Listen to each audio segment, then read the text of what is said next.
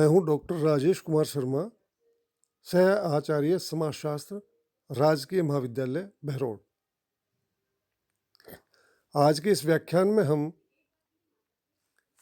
साक्षात्कार की प्रक्रिया के बारे में चर्चा करेंगे। आशा है आप इस व्याख्यान को ध्यान से सुनेंगे।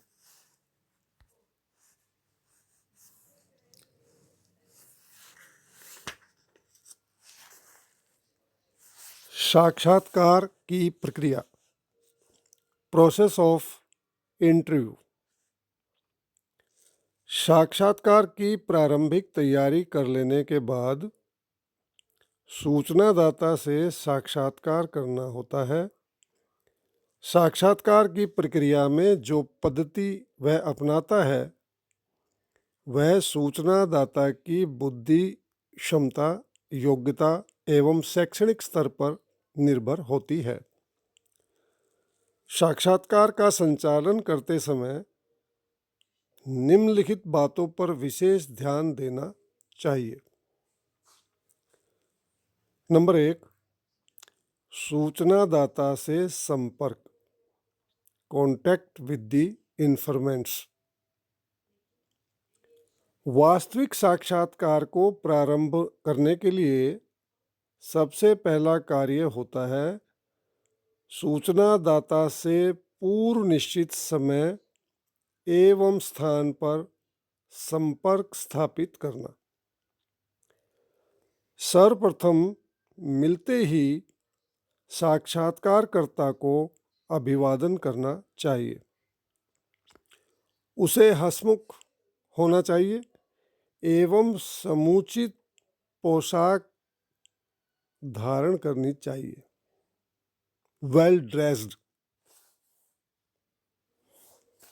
यदि उसके पास कोई परिचय पत्र हो तो उसे भी दिखाना चाहिए। इन सब बातों का सूचनादाता पर अच्छा प्रभाव पड़ता है। नंबर 2, उद्देश्य बताना, टेलिंग द पर्पस। साक्षात्कारदाता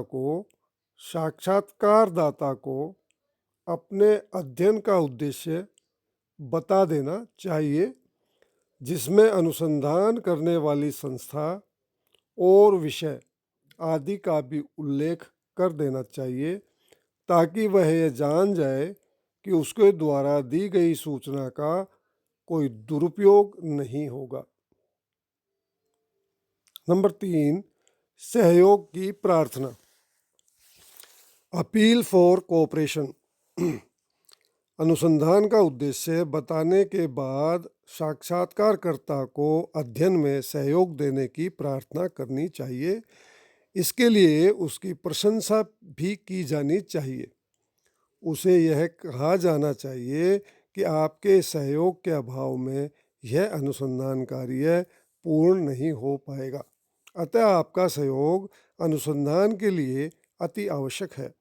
साथ ही उसे यह भी विश्वास दिलाया जाना चाहिए कि उसके द्वारा दी गई समस्त सूचनाएं गुप्त रखी जाएंगी तथा अध्ययन का उद्देश्य विशुद्ध वैज्ञानिक है।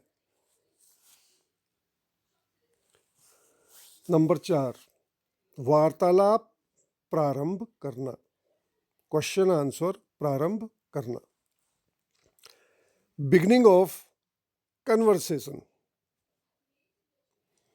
उपर्युक्त बातों के बाद सूचनादाता से विषय से संबंधित वार्तालाप प्रारंभ किया जाता है और विभिन्न प्रकार के प्रश्न पूछे जाते हैं। प्रश्न करते समय यह ध्यान रखा जाना चाहिए कि प्रश्नों का क्रम सही हो, प्रश्न विषय से संबंधित हो, उनकी भाषा सरल हो तथा प्रश्न ऐसे हों जिनसे सूचनादाता क्रुद्ध न हो अथवा जिनके उत्तर वह टालना चाहे। प्रश्न आदेशात्मक, उपदेशात्मक, निषेधात्मक तथा पथ प्रदर्शक भी नहीं होने चाहिए। प्रश्न समय एवं परिस्थिति को ध्यान में रखकर किए जाने चाहिए। एक प्रकार के प्रश्नों के समाप्त होने के बाद ही दूसरे प्रकार के प्रश्न पूछे जाने चाहिए। उदाहरण के लिए, आय के संबंध में प्रश्न पूछते पूछते ही बीच में विवाह एवं परिवार से संबंधित प्रश्न नहीं करने चाहिए। नंबर 5, सहानुभूतिपूर्वक तो सुनना। सहानुभूतिपूर्वक सुनना, सिंपैथेटिक लिसनिंग।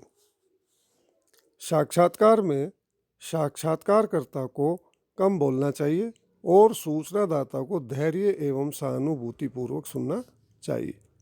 साक्षात्कारकर्ता को सूचनादाता का विश्वास जीत लेना चाहिए और उसे बीच में टोकना नहीं चाहिए। साक्षात्कारकर्ता को सूचनादाता की बातों में रुचि का संकेत देना चाहिए और यह कहना चाहिए कि उनके स्वयं के विचार, दृष्टिकोण एवं पसंद नापसंद भी सूचनादाता के समान ही है। ऐसी बातें कहने से वह मुक्त होकर अधिक से अधिक सूचनाएं प्रदान करेगा। नंबर 6, प्रोत्साहन एवं पुनः स्मृति, स्टिमुलेशन एंड रिकॉल। सूचनादाता कई बार सूचना देते देते भटक जाता है, थक जाता है अथवा उसकी रुचि कम होने लगती है। ऐसी स्थिति में साक्षात्कारकर्ता को चाहिए कि वह ऐसे वाक्यों का प्रयोग करे जिससे सूचनादाता का उत्साहवर्धन हो और उसे सूचना देने हेतु प्रोत्साहन मिले। उदाहरण के रूप में, आपने हमें बहुत ही महत्वपूर्ण बातें बताई हैं। आपके अनुभव अनुसंधान के लिए बहुत उपयोगी सिद्ध होंगे। आपकी सूचना ने तो हमें नवीन दिशा प्रदान की है, आदि वाक्यों का प्रयोग किया जाना चाहिए। कभी कभी सूचनादाता बोलते बोलते भाव में बह जाता है और विषय से परे हट जाता है। तब साक्षात्कारकर्ता को चाहिए कि वह उसे पुनः सावधानीपूर्वक विषय पर ले आए। इसे पुनः स्मरण कराना, रिकॉल कराना कहते हैं। मुख्य विषय पर लाने के लिए ऐसे वाक्यों का प्रयोग किया जा सकता है जैसे, आप अभी अमुक विषय के बारे में बता रहे थे, बहुत अच्छा लगा, कृपया इसके बारे में कुछ और कहिए। हाँ, तो फिर उसका फिर क्या हुआ? आपने बताया कि तो इसके प्रति आपकी क्या प्रतिक्रिया है, इत्यादि इत्यादि। नंबर 7, क्रोधित होने से बचाओ, अवॉइड इरिटेटिंग पॉइंट्स। साक्षात्कारकर्ता को चाहिए कि वह सूचनादाता से ऐसे प्रश्न नहीं पूछे जिससे वह क्रोधित हो और साक्षात्कार को बीच में ही समाप्त करना पड़े। उदाहरण के लिए, किसी डाकू या हत्यारे का साक्षात्कार लेते समय उससे यह नहीं पूछना चाहिए, डकैती और हत्या के लिए डकैती और हत्या तो जघन्य अपराध है, आपने ऐसा क्यों किया? क्या आपको ऐसे कार्यों में शर्म नहीं आती? ऐसे प्रश्नों से सूचनादाता उत्तेजित हो सकता है, जो कि साक्षात्कार की दृष्टि से उचित नहीं है। नंबर 8, उचित एवं समय अनुसार प्रश्न। उचित एवं समय अनुसार प्रश्न, एडिक्वेट एंड टाइमली क्वेश्चंस।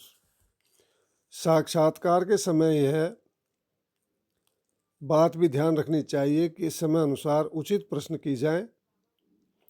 प्रश्न सदैव जो विषय चल रहा हो उससे ही संबंधित होने चाहिए। एक विषय छोड़कर यकायक दूसरे विषय पर प्रश्न नहीं पूछे जाने चाहिए। इससे साक्षात्कार की निरंतरता टूट जाती है। जहाँ तक हो, गहन व्यक्तिगत जीवन से संबंधित प्रश्नों से भी बचा जाना चाहिए, क्योंकि ऐसे प्रश्नों से व्यक्ति या तो बचना चाहेगा या वह क्रोधित हो जाएगा। नंबर 9, अन्य सामान्य बातें जो अनुसंधानकर्ता को ध्यान में रखनी चाहिए। Other general things. उपर्युक्त बातों के अतिरिक्त साक्षात्कार के दौरान कुछ अन्य बातों का भी ध्यान रखना चाहिए जो निम्नलिखित हैं। नंबर 1, प्रत्यक्ष प्रश्न नहीं पूछने चाहिए। जटिल प्रश्न नहीं पूछने चाहिए। ऐसे प्रश्न भी नहीं किए जाने चाहिए जिनके उत्तर बहुत संक्षिप्त हों। साक्षात्कारकर्ता को सदैव ही विषय पर रहने का प्रयास करना चाहिए। पथ प्रदर्शक लीडिंग क्वेश्चंस, पथ प्रदर्शक प्रश्न नहीं पूछे जाने चाहिए। आज्ञा देने एवं उपदेश देने वाले प्रश्नों से भी बचना चाहिए। दोहरे प्रश्नों से बचना चाहिए।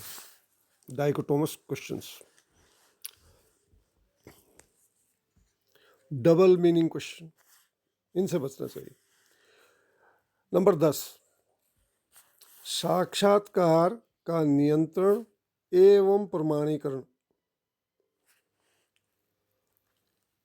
Controlling and validating the interview. साक्षात्कार लेते समय साक्षात्कार को नियंत्रित करना एवं प्राप्त सूचनाओं की विश्वसनीयता को ज्ञात करना भी आवश्यक है, क्योंकि कई बार सूचनादाता बोलते बोलते भावुकता में बहने लगता है और ऐसी बातें कहने लगता है जिनसे अनुसंधान का कोई संबंध ही ना हो।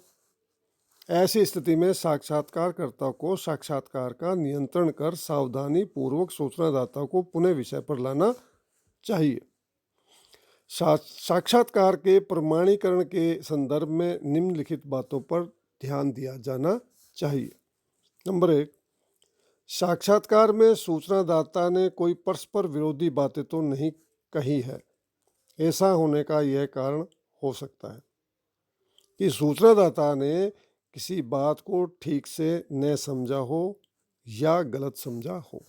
नंबर 2, कई बार सूचनादाता साक्षात्कारकर्ता को धोखा देने या झूठ बोलने का प्रयास करता है, तब उसे ऐसा व्यवहार करना चाहिए जिससे यह प्रकट हो जाए कि ये सब बातें साक्षात्कारकर्ता को पहले ही मालूम है। नंबर 3, सूचनाओं की प्रामाणिकता को ज्ञात करने के लिए खोजपूर्ण प्रश्न तथा प्रति प्रश्न क्रॉस क्वेश्चंस किए जाने चाहिए। नंबर 4, साक्षात्कार द्वारा प्राप्त तथ्यों के बीच कार्य कारण का संबंध ज्ञात करना चाहिए। अन्य शब्दों में, साक्षात्कार में कही गई बातों की तर्क संगतता को देखा जाना चाहिए। प्रिय विद्यार्थियों, ये सेकंड पार्ट था साक्षात्कार विधि की प्रक्रिया का। इससे संबंधित मैटर आपके व्हाट्सएप ग्रुप पर उपलब्ध कराए जा रहे हैं, उन्हें भी पढ़ते रहिए और व्याख्यान को सुनते रहिए। अब ये व्याख्यान यहीं समाप्त होता है। धन्यवाद।